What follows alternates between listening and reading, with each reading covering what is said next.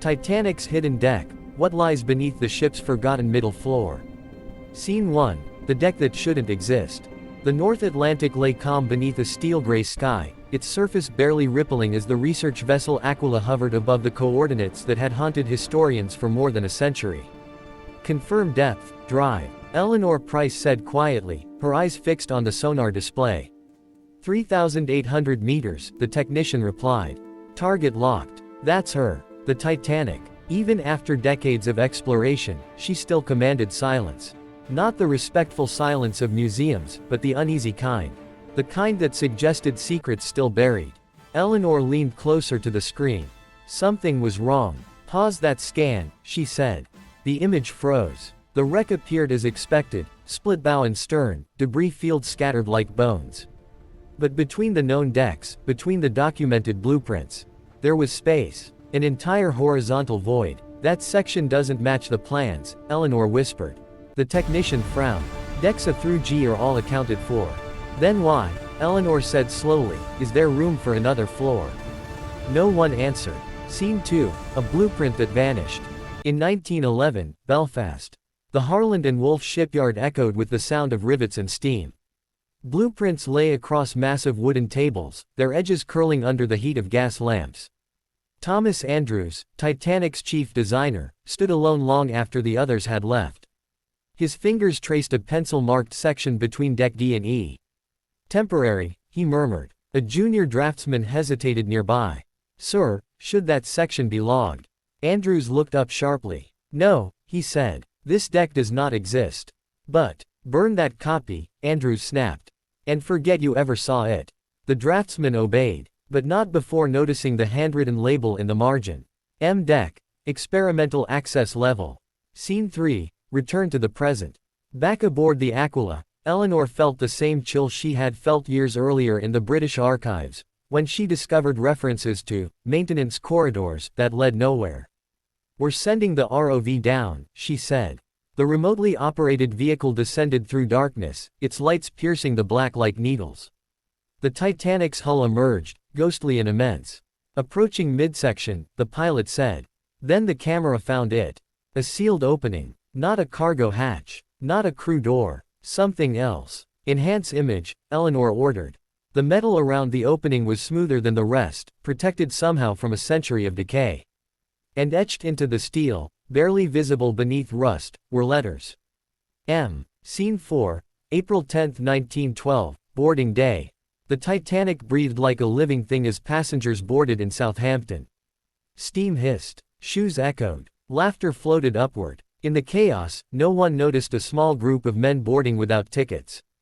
They wore dark coats. No luggage. No families. They were escorted quietly by a White Star Line officer, not toward first class, nor crew quarters, but down a narrow staircase marked authorized personnel only. One man spoke softly. How long will the deck remain sealed? Until New York, the officer replied. No deviations. And if something goes wrong? The officer hesitated. Then this deck goes down with the ship. Scene 5, what M Deck was for. M Deck was not luxury. It was function. A long, windowless corridor stretched beneath the ship's heart. Pipes ran along the ceiling, humming with vibration. Thick steel walls dampened sound. Rooms lined both sides. Some held experimental communication equipment, early wireless signal amplifiers far more powerful than anything publicly acknowledged. Others were stranger. Pressure chambers, reinforced storage vaults, and at the center, behind a locked door, was Project Prometheus. A prototype thermal engine designed to extract energy from temperature differences in seawater. An engine decades ahead of its time. It could power cities, one engineer whispered. Or sink ships, another replied. Scene 6, the warning. April 14, 1912. Ice warnings flooded the wireless room. Jack Phillips tapped furiously, annoyed by interruptions. Below, on M Deck, alarms flickered. Temperature fluctuation detected, an engineer said. That's impossible, another replied. The system is sealed. A sudden tremor shook the corridor. Then came the sound. A deep, metallic groan, not from the hull, but from within the experimental engine itself. It's destabilizing, someone shouted. We need to shut it down. The lead engineer hesitated. If we cut power suddenly, The lights flickered. Above them, the Titanic struck the iceberg. Scene 7. Impact. The collision was not a violent crash. It was a wound. On M deck, steel screamed. The reinforced walls held, but the engine surged, reacting to the icy seawater flooding nearby compartments. Pressure spiked. She's feeding on the cold. An engineer yelled. The temperature gradient is accelerating the reaction. Water poured in. Seal the deck. The officer shouted. What about the passengers? The officer's face hardened. This deck was never meant to be found. The hatch slammed shut. M deck was entombed. Scene 8. Panic above, silence below. As lifeboats were lowered, screams echoed across the decks. But beneath it all, in the sealed corridors of M deck, there was only the hiss of steam and the ticking of metal cooling too fast. One engineer pounded on the hatch until his hands bled. Another sat against the wall, whispering prayers. The engine pulsed one final time, then went dark. When the Titanic broke apart, the reinforced deck held. It did not collapse. It sank intact. Scene 9. Back to the wreck. The ROV's lights revealed the impossible. M deck was still there. Structural integrity, 92%, the pilot said, stunned.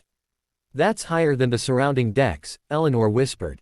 Permission to enter? He asked. Eleanor hesitated. Every instinct screamed no. But history demanded answers. Proceed. Scene 10. Inside the forgotten floor. The hatch opened with a cloud of silt. The corridor beyond looked untouched. Doors still hung on their hinges. Tools lay where they had fallen. A clipboard floated gently, its paper miraculously intact inside a waterproof case. The ROV's camera drifted forward. Room after room revealed the same story, abandonment in a single, frozen moment. Then the camera reached the central chamber. The engine. It was massive, alien, covered in frost even after a century. Is it still cold? The technician whispered. Sensors flared. Temperature reading, -40. That's impossible, Eleanor said. It should match ambient seawater. The engine was still active. Scene 11. The final recording. A phonograph cylinder lay beside the engine. The ROV's manipulator arm carefully retrieved it. Back on the Aquila, the crew listened as crackling audio filled the lab. This is Engineer Samuel Reed, a trembling voice said.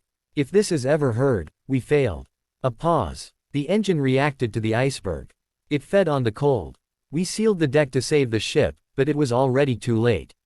Another pause. Breathing. We were told history would never know. That the Titanic would be remembered as an accident. A bitter laugh. It wasn't. Scene 12. A choice. The room was silent. Do we report this? A crew member asked. Eleanor stared at the frozen engine on the screen. If we do, she said slowly, everything changes. The Titanic wasn't just a tragedy, it was a cover-up. And if we don't, she exhaled, then this deck remains forgotten. The engine pulsed faintly, as if listening.